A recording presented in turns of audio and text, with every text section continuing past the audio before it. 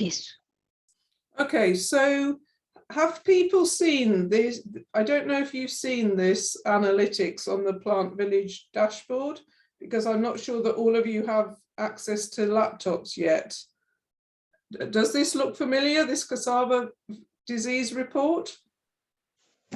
Have you seen this already?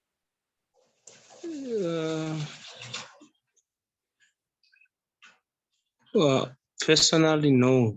Okay. So you have been adding reports about cassava disease. So if I look on here, this one was by Tade Nyungile. So it shows some information, right, about, and it shows the location. And then this one is from Juliana, and this one is from Robert, etc. So, I mean, I'm hoping that soon people will have access to a laptop, if only for a short time, but hopefully for longer.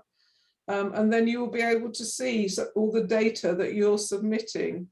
And also, if you can see, I think when it comes up, it will come like this, probably, Google Hybrid, right?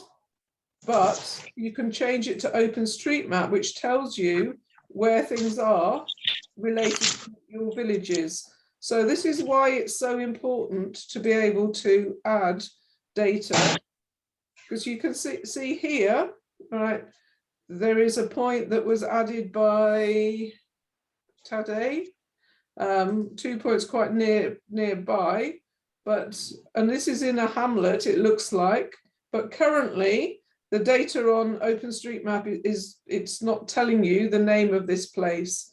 So because the base map is OpenStreetMap, having more information on here about where things are is really useful. So you can change between Google Hybrid, OpenStreetMap, and also Google Satellite, so that you can see whether this actually looks like it's a farm. And here, right, it does look like it's I think it looks like it's a farm. So that was just a background to why OpenStreetMap is really useful, because it is being used as the base map for all of your data. All right, are there any questions or comments about that?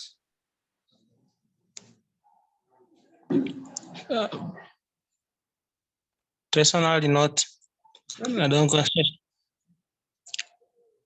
Okay, all right. And then the other thing that I wanted to just mention very briefly is, so I don't know how much people know about Tanzania Development Trust. So Tanzania Development Trust, I'm the chair, and we've been supporting projects in rural Tanzania, like in Kigoma, since 1975. And Benedicto from Mboni Vijana is our local representative for Kasulu.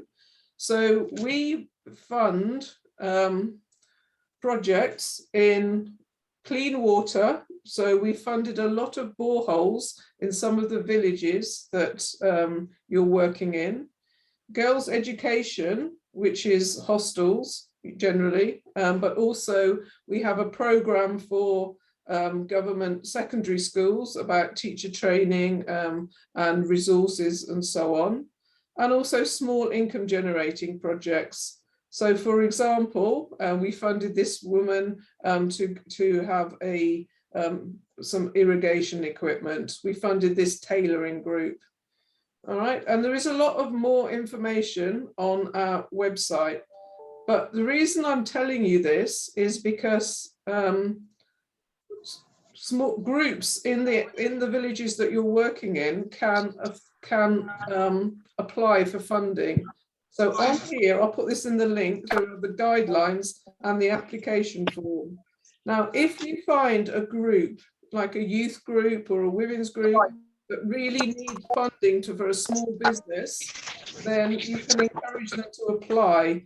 You can talk to Benedicto about the process, okay? Or you can ask me as well. So I just wanted to mention that. So it would be great. Pardon, please. Yep, sorry, go on. Pardon, please. I haven't got your last point. Right, so I'm saying that organizations in the areas where you're working Yes. apply for funding to Tanzania Development Trust, okay? And via this application form here.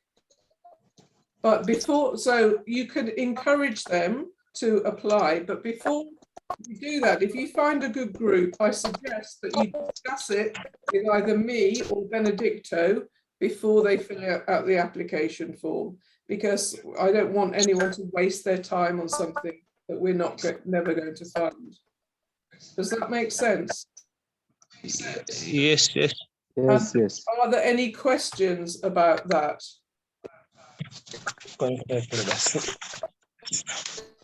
It is clear. Okay. So I know that I asked some people in the group about whether they, some boreholes that Benedicto and Mboni Vijana did recently in particular schools. So I asked people if they were near to those schools, it would be great to get some. So if that's the position, then please let me know. Okay. Any questions or comments on that?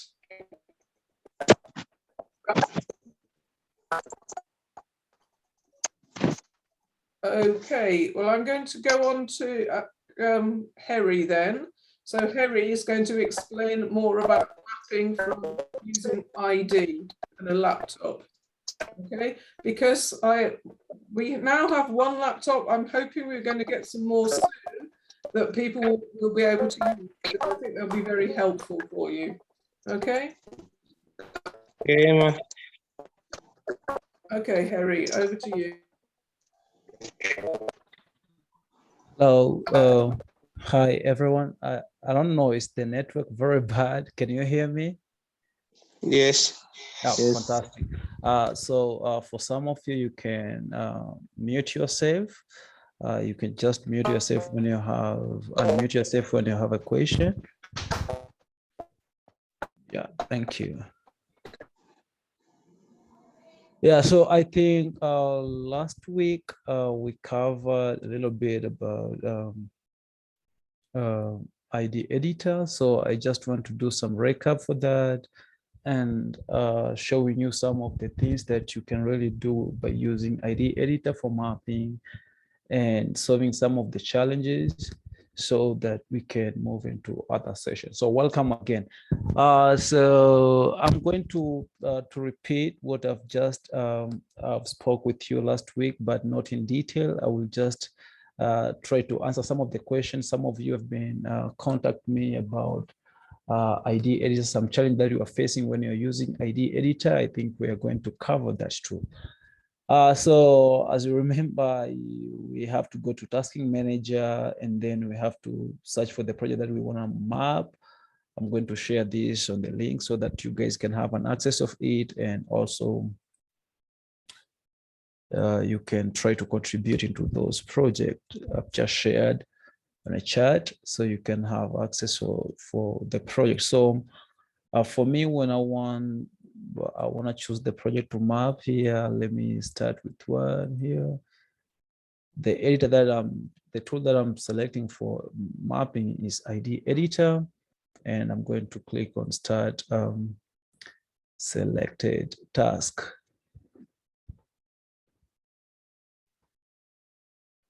Taking some second.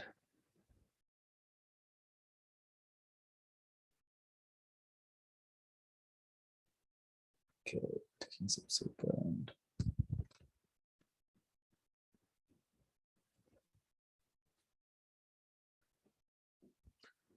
Okay, so as you can see, I hope you can see my screen right now. So you can look at the screen here. You can see a lot of features here. One thing you have to take into consideration when you're doing mapping, you should not exceed this line, this boundary. I mean, the violet one, this is the boundary that you're supposed to be mapping within the area. So you don't need to go beyond the boundary, because other people will also be mapping. So when you really zoom in into the area, you can see like there are some features that are already been mapped here, and some of the people contributed at this place. There are some, you can see your names. There's a Vincent Mkanezi, and there is T-Lady. There are other three. So I'm going to speak about some of the stuff that you will encounter when you're doing mapping and how you can fix them. So you can see here, if you open this area and you didn't read an instruction, it's better to read an instruction of the map and just be sure what image do they require it to map the area. And also you can check of the history of the people who mapped this area, so that it will be very easy for you to get a little bit information about the place. After checking over the instruction and history, now you have to take a look of this. This you can see on your right hand side, this panel, like zoom in, zoom out, location, background. So when I see like maybe my satellite image is not that very clean, as you can see here, I can visualize very clearly by using this satellite image. But you can also look, there are some of the buildings that are drawn here, but are not really well aligned with the building that are on the ground. So when you want to see all of this history and everything before delete anything, you can just come to this area here. Is like a setting tool, and you can get a data layer, and you can get the history panel of these, and let's start first by looking the history of that. So when I click like this, I can get the history of, when I click this, you can get the history of the person who mapped this area and when was this area been mapped. So when you look at this, you can see that this person mapped this area around June 2018. It's literally a long period of time. So you can even you can make a decision like, maybe this building was here, but right now it's not here. So really you have to make a very good conclusion on this by looking the history of the features that are of the data that are mapped at this area. So a lot of feature here on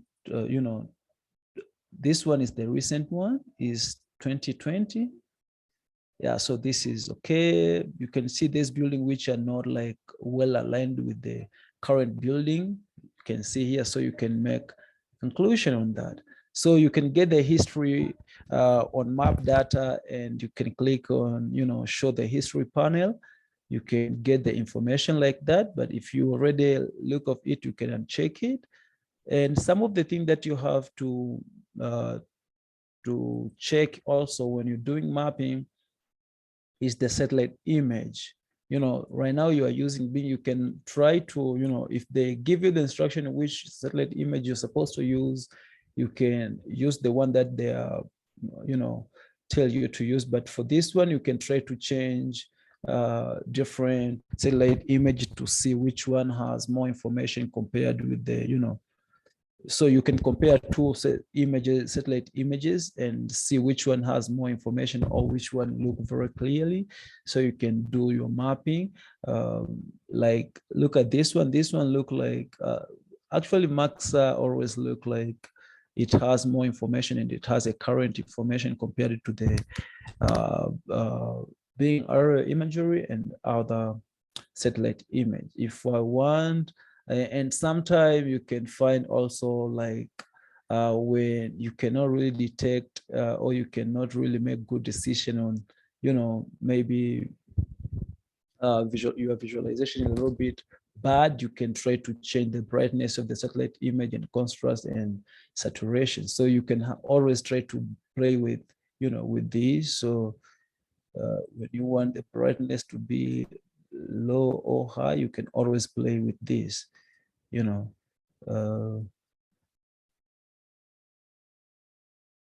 these. And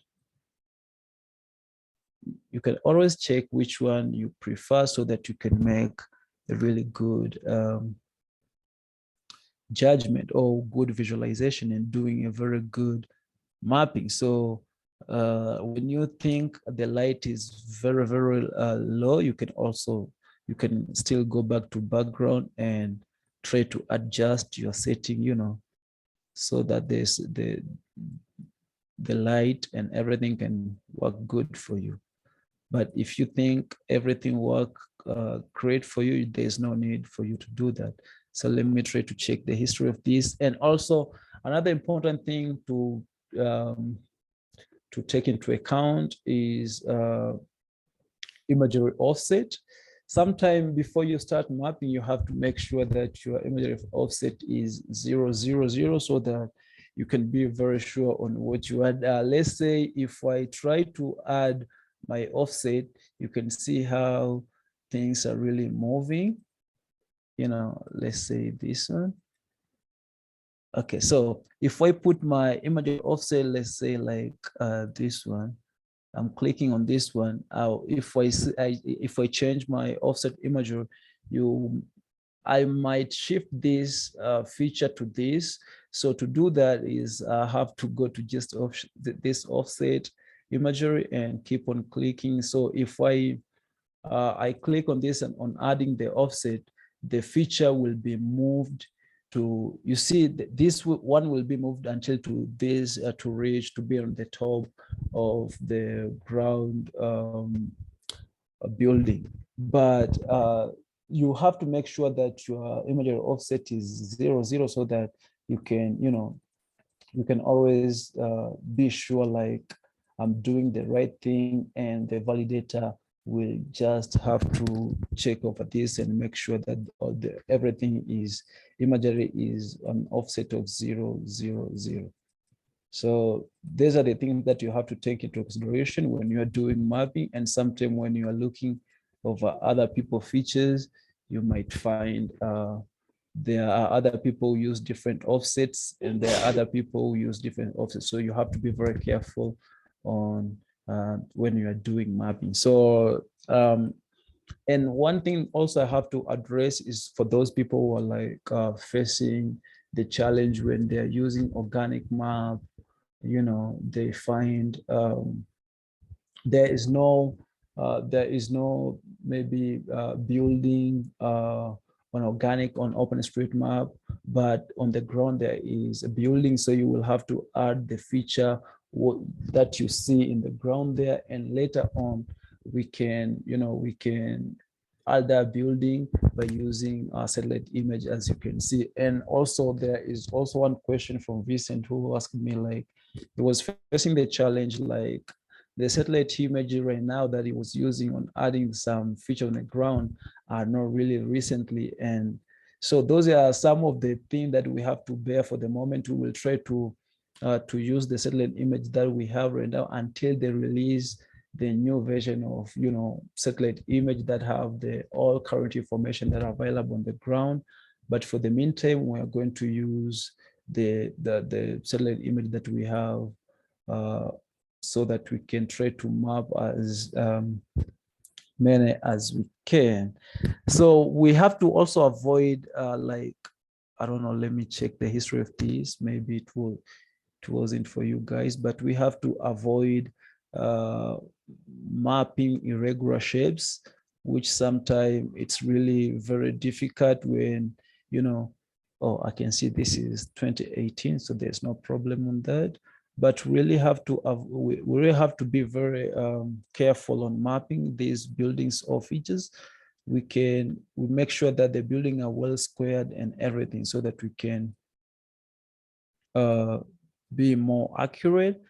And I wouldn't advise people to delete some of these mapped features, because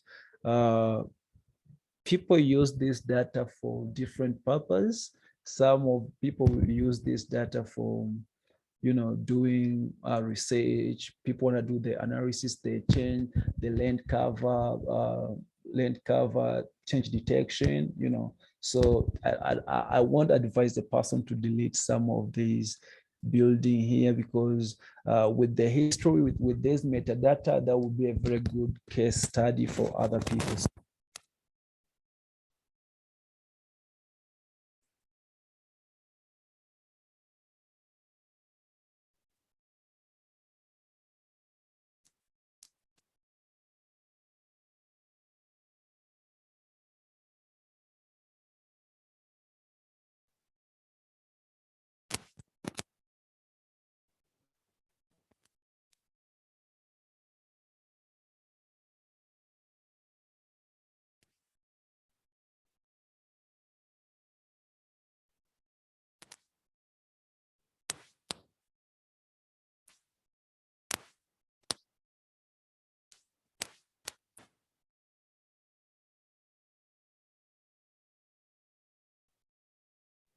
Sorry, I'm not hearing your voice.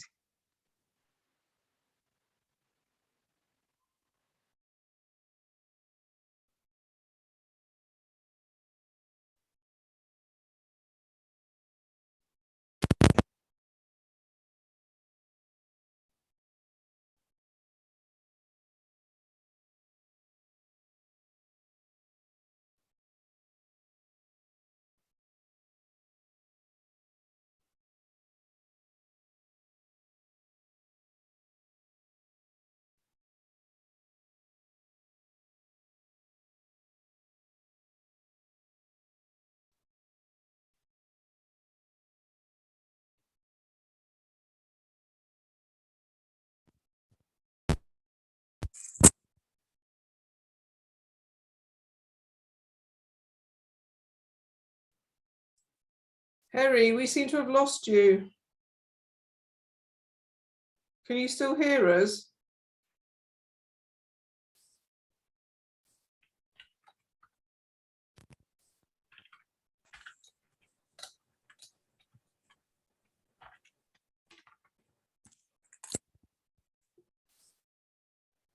Can you confirm? We can't really hear you. I think you've got a loose connection in your microphone.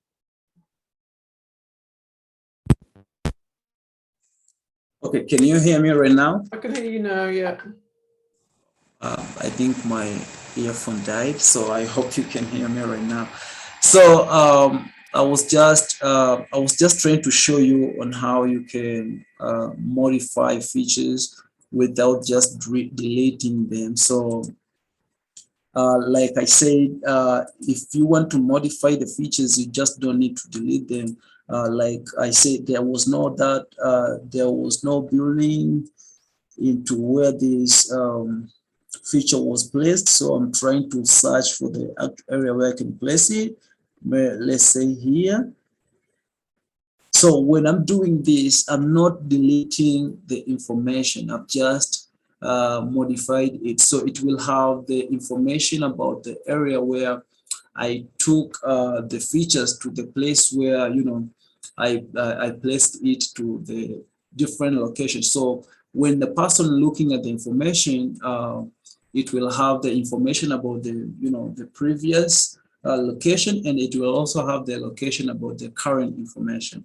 So that's the easiest way of modifying the features when you see it without deleting any feature into it, because it can be used for different purpose. Like I said, one of the examples is people are trying to, you know, letting on how far does the area change when there is, maybe let's say when there is other impact happen to the ground. People want to, you know, have some different studying on finding what exactly what we are there, you know. So if you delete the features, people will lost all those information. So yeah, so this is what I wanted to, you know, to show to you guys on the things that you have to be very careful when you're using ID editor, and when you're using ID editor for editing some features into OpenStreetMap. And also just to remind you that there is an option for deleting the feature. If you see like you added something which is very long, you can also delete. This is the very easiest way compared to when you're using organic map. There is no that option of deleting the feature if you added it or if you uploaded it and you realize that you just uploaded the wrong feature. So ID editor is the easiest way for you to, to do some, to delete and to add the accurate information. I'm going to just let you guys have a question if you have regarding ID editor, and I want to also demonstrate on how we can make a simple map by using OpenStreetMap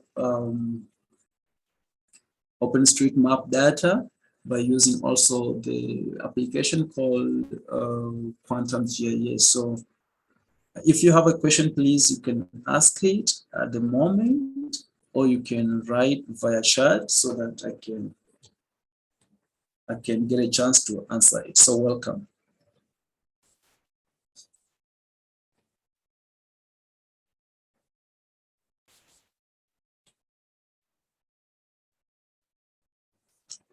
So silent. You can ask the question in both Swahili and English, whatever languages you prefer. You can just use it.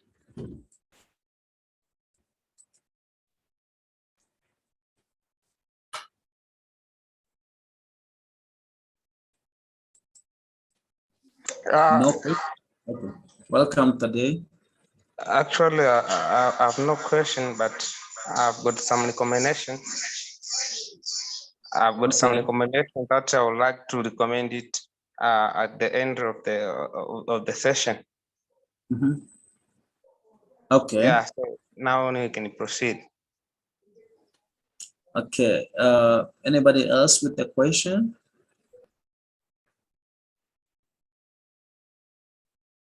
Okay, awesome. So I'm going to move to QGIS. So is let me share my screen. Let me stop sharing my screen and then I'm going to share.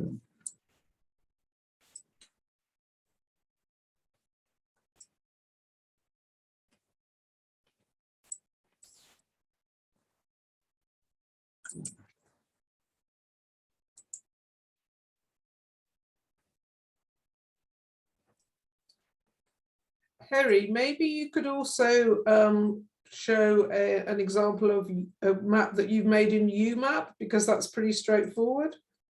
Oh yeah. Yes. Let me check. Let me check the one that I have. Okay.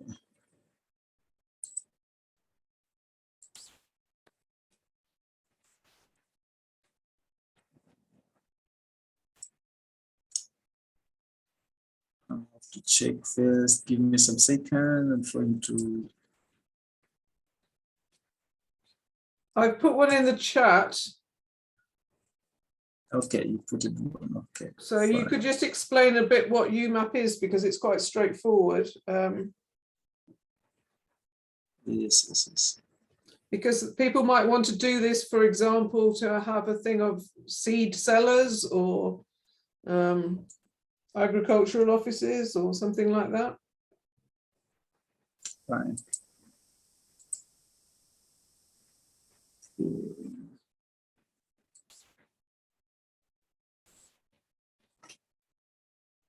Can you see my screen? Yes. Okay, so this is the very easiest way of creating the UMap. The map is an online map or web map. We call it a web map. When we would create a very simple map on showing the location of the school, or you can create based on your purpose. If you want to create a map showing the showing to the people the location where you are working on, like let's say like you as you're working with a farmer, so you want to show the map of the farms that you've been working with. You can create this the very simple and easiest way of creating. It's a very straight way forward. This is one of the example of showing the schools in Shinyanga. We've made it but we created this map by using the OpenStreetMap data, and you can also create this map with yourself. So what you have to do is you just need to have a data, let's say of the farms, location of the farms and name. And I think when you are collecting the data, when you are going to the farm to visit the farmers, you always collect the information, the name of the farmer and the location of the farmer. So it's very easy for you to create this. So so should I describe for them on how to make it? Yes, I think that would be good. I mean, because I think it would be really nice to make one showing everyone's location from the PlantVillage team.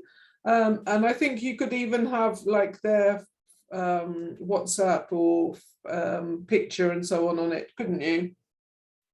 Yeah, okay. So let's say if you want to create the UMAP, I mean, it's a very, I hope you can follow let me show you the fastest way of creating this. So you have to just write the UMAP on a Google,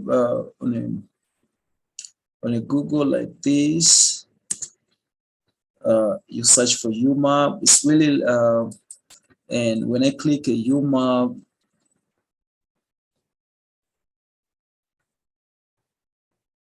it will look like this. So for you to be able to work with a UMAP, you must have an OpenStreetMap account, which I believe everyone has one. So you can just go to create a map. So yeah, so when you go to create a map, it's give you like when you look at your interface here, there are like a zoom in, zoom out, search, you know, a lot of features. There is an embedded shared, and there is a data layer. So when you want to make a map, you must have the data. The most important thing that you must have when you're making a map by using the UMAP, you must have a data, which this is, so when we were making this map, we had school data of Shinyanga. So for you to make a map, you must need a data of something that you really want to make a map. So when you have the data, you can have like, there are different format of data, like we have CSV, like Excel format data, we change it to CSV, and there are also other formats. So when I want to make a map based with what I have, I will have to import my data. I will go to import, and I will have to choose the file that I want to import. Let's say I will have to choose the type of data that I want to import. Maybe let's say I have a CSV or GPX. These are the type of the data format that I want, so that can be used when you are using UMAP to making a data, and you will have an OSCM data type format. So when I choose one of these, and I say import, that means it will, sorry, I have first to choose the file. When I choose the area where I want to, let's say, I have some of the data here that I will try to share.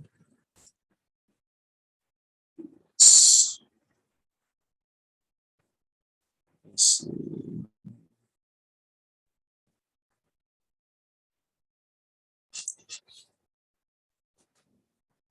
Let's say like this, booms to I'm not very sure if that's gonna work.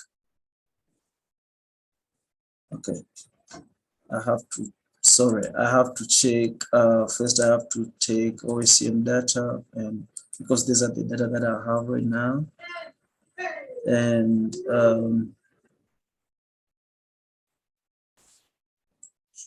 checking over the data that I have.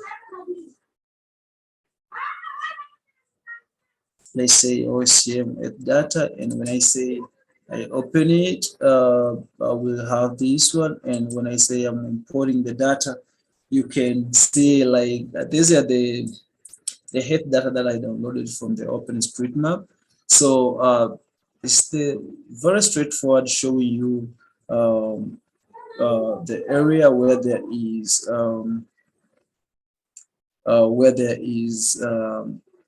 health centers around. So after I uploaded, or after I import the data, then I have to do like there are some of the things that I have to work on, like on setting. I have to give it a name, like let's say this will be like head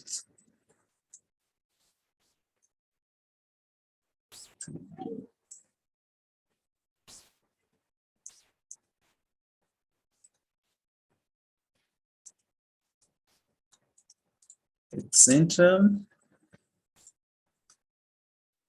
So you see there is the difference between this map and this map. So I want my map to show like the name of each center. I hope it has those information. So there are some of like there are some of the options that you have to to click, like let's say I want to say what shape do I want.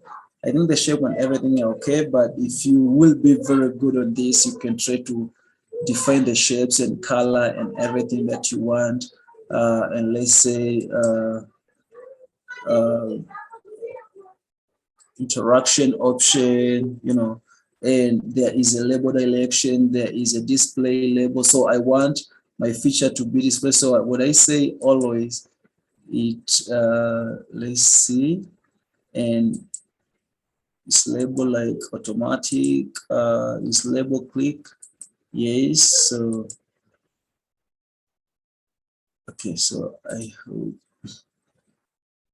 And so there is also a label key here. You will have to write what do you want to be displayed, like maybe name of a school, name of a facility, name of the group. So it's really depend with the kind of data that you have, so that it could show, because these data are from OpenStreetMap, so I'm not very sure what name will appear here, but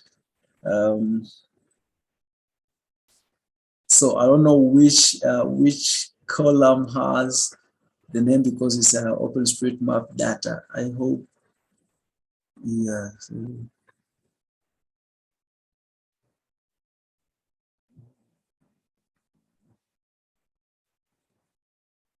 maybe if I will check over, there is also advanced option, but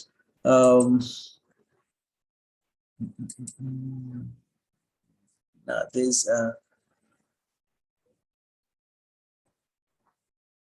okay. So let's say when I say saved, and I save this, it won't show the name of this, because as I said, these data are from OpenStreetMap, so I didn't know which, like until I check. Let's say, let me check my feature data. It doesn't have a name, it's just have the hospital and everything. So it's like it's amenity hospital, healthcare hospital. So let me try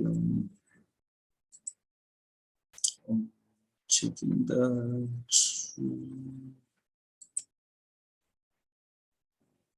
Label key, it has to be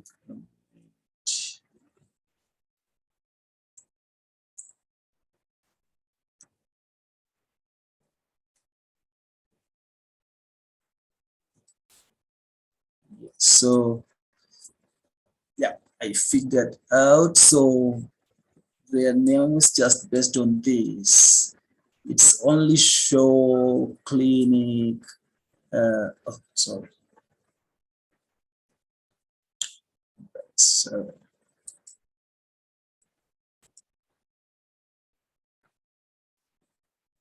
did it disappear? Yeah, this one.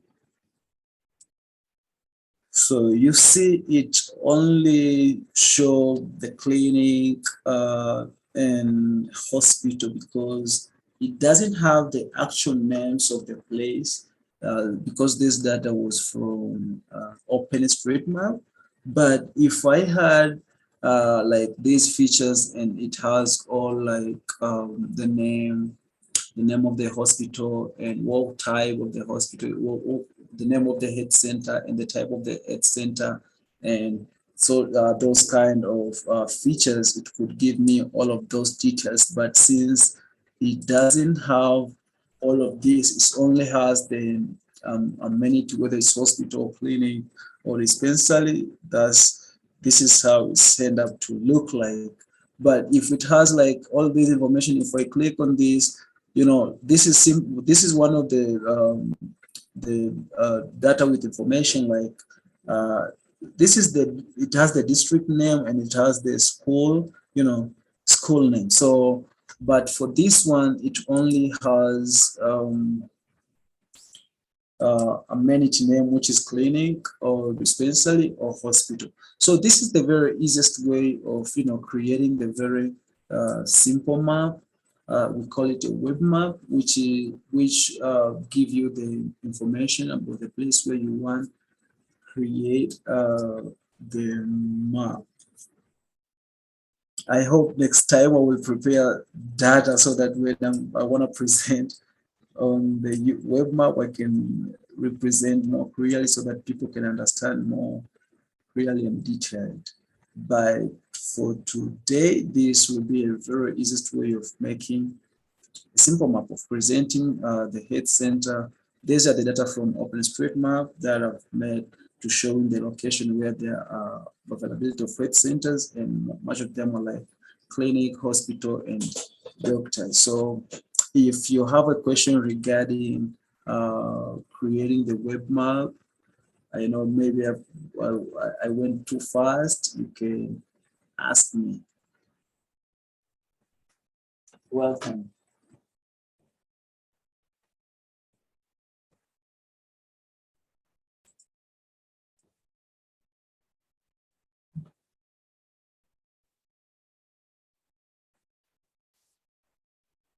I hope I did not confuse you guys with ID editor and then I jump to web map.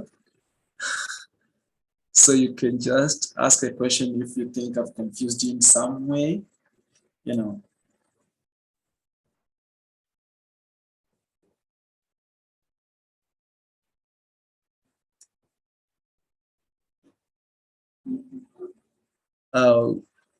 Did you guys understand me? I'm not very sure.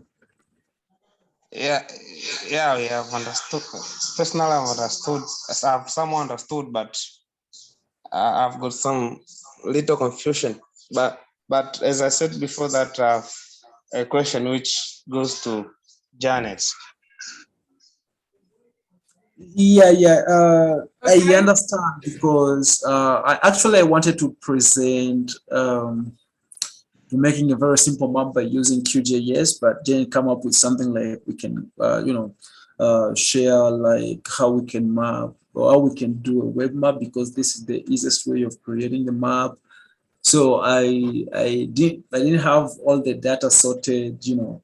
So I know there will be some of the confusion for this, but I hope maybe I will prepare some of the document and procedure so that I can share with you, and we can have, you know, the more detailed information about how you can make a simple map by using a web map, and maybe also using the QGIS tool and making a very simple map of the villages that you're working on with using the OpenStreetMap data. So yes, I hope that will be very direct forward, so that with more confusion and the panic in the meantime. But yes, I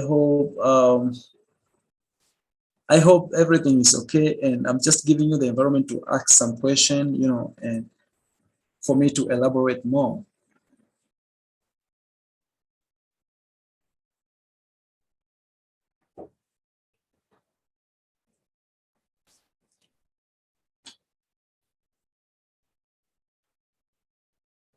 No question?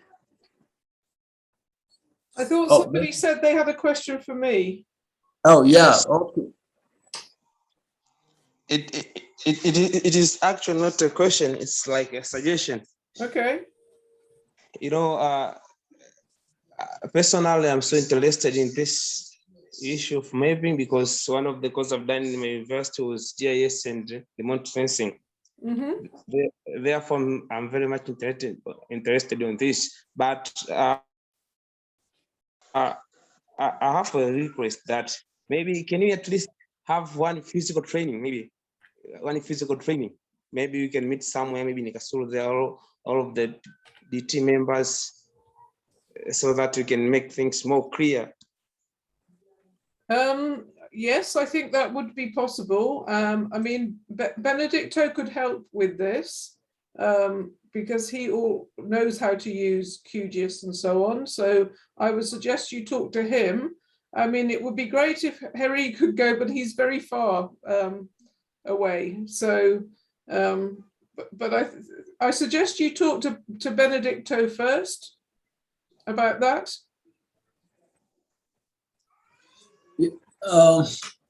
Yeah, yes, I think that's a very good, I think it's a very good point. So I'm assuming everyone here has done a GIS course at the college because I believe you guys did agriculture course, which when you're doing that, you have to learn some of the GIS basics. So that'll be very interesting and very good. As James said, I think should first discuss with the Benedict and see how we can arrange all of that. Is there any other question or comment?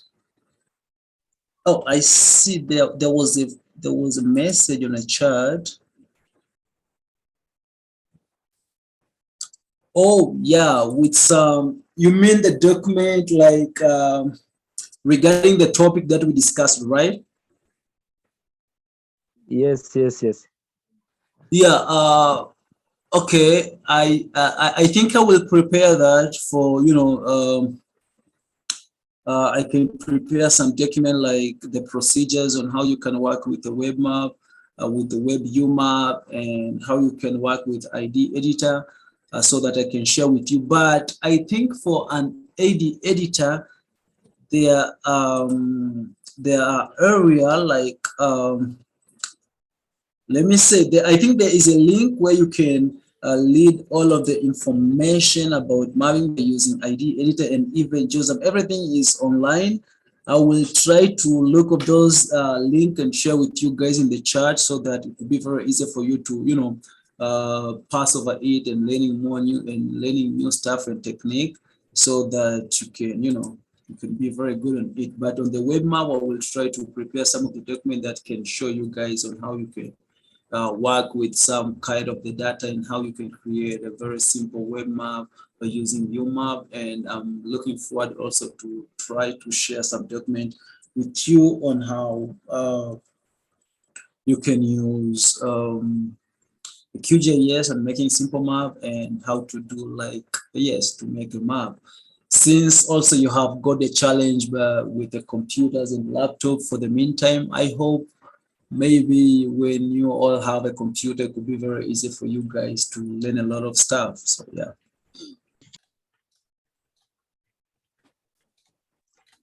Okay, thank you. We have got you.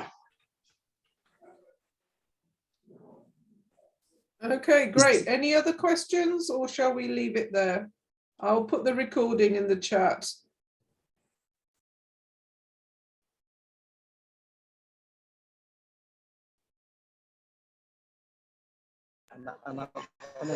Hello, guys. Oh, hello. We're just finishing. Sana. We dream team members from Makere Wadi.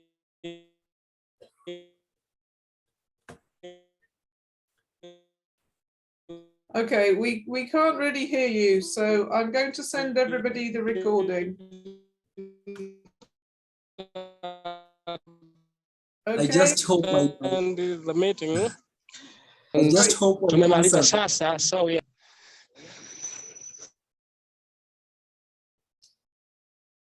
Sorry, Harry. I just hope I answer some of the recent question on the recorded session. If not, he can, you know, he can also ask via chat so that I can also answer Yeah. him again. But I think I covered a lot of his question. Okay. Thank you. All right. Thank you, Harry. Thank you, everyone.